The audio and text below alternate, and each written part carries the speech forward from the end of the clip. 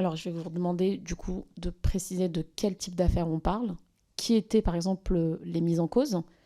Et la question, c'est si c'était des personnes qui étaient internes, je pense à des entraîneurs ou autres, pour- enfin, on veut juste comprendre pourquoi, par exemple, il n'y a pas eu de sanctions internes.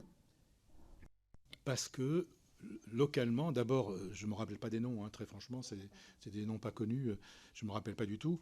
Euh, Peut-être que c'est noté quelque part dans les dossiers de la fédération, j'imagine, hein, peut-être dans les.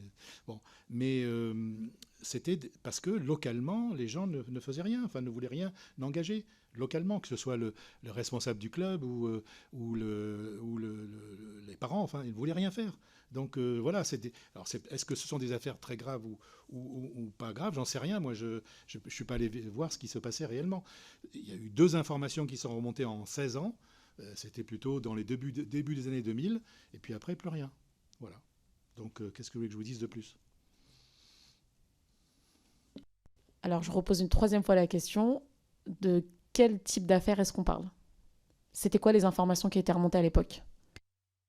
Alors, les informations qui étaient remontées par l'intermédiaire de plusieurs personnes, ça ne remonte pas directement. Hein. Ce n'est pas la gamine qui appelle le président de la Fédé pour lui dire voilà ce que j'ai subi. C'est plusieurs personnes qui se relaient, qui font remonter l'information. Donc, cette information Alors, peut être je vais me déformée. permettre de vous interrompre à nouveau. On imagine bien, nous ne sommes pas novices en la matière, que ce n'est pas la sportive qui appelle le président de la fédération. Bien évidemment, on n'avait pas besoin de le rajouter. On veut juste savoir ce qu'il s'est passé, tout simplement. La question de Madame la rapporteure, elle est justifiée. On veut juste avoir un détail des événements que vous avez eu en votre connaissance. Alors, ça remonte par plusieurs personnes. Ça arrive dans les services de la Fédé. Donc, c'est un agent, un directeur de service qui est missionné par un élu, par le président en général, pour essayer de voir avec les gens locaux ce qu'il faut engager. Et à chaque fois, donc, enfin, sur les deux fois que c'est arrivé, j'ai demandé qu'il y ait des procédures d'accompagnement de ces familles-là. Mais les familles n'ont pas donné suite. Qu'est-ce que vous voulez qu'on fasse dans ces cas-là? Ce sont des mineurs, hein, les deux jeunes filles. Hein, c'est pas. Alors, je vais réinsister, donc je pose la question une quatrième fois. Alors, justement, de quoi on parle? Est-ce qu'on parle de faits de viol, d'agression sexuelle, de... Voilà, je vous demande de préciser depuis tout à l'heure et on n'a pas la réponse. Agression sexuelle. Je n'ai pas le détail, je ne sais pas ce qui s'est passé. Est-ce que c'est quelqu'un qui a mis une main en fesse? J'en sais rien. Peut-être, j'en sais rien. Mais ce n'est pas des viols, hein, c'est des agressions sexuelles.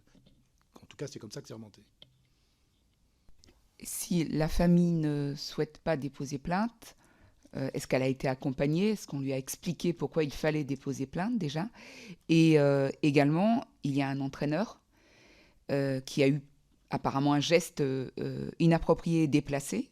Donc, qu'en est-il de cet entraîneur? Est-ce que vous, en tant que président de la fédération à l'époque, vous avez eu une traçabilité de cet entraîneur?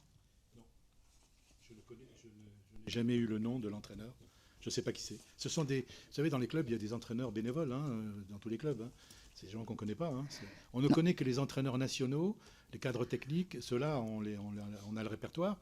Mais des entraîneurs de clubs, en plus de petits clubs, on ne les connaît pas. Hein. Je comprends. Par contre, le mouvement est vaste, d'accord, mais quand on est président d'une fédération, si vous avez écho, j'ai envie de dire, de deux histoires, éventuellement, on suit l'histoire du début jusqu'à la fin et on s'inquiète quand même de savoir quel est l'entraîneur, s'il exerce toujours, s'il y a possibilité aussi de l'évincer de son club, même s'il est amateur, pour éviter peut-être et pour protéger de futures victimes. Bien sûr. Il a peut-être été invincé, je ne sais pas. Les informations ne remontent plus à un moment donné. On intervient une fois et après on n'a plus d'informations. Comment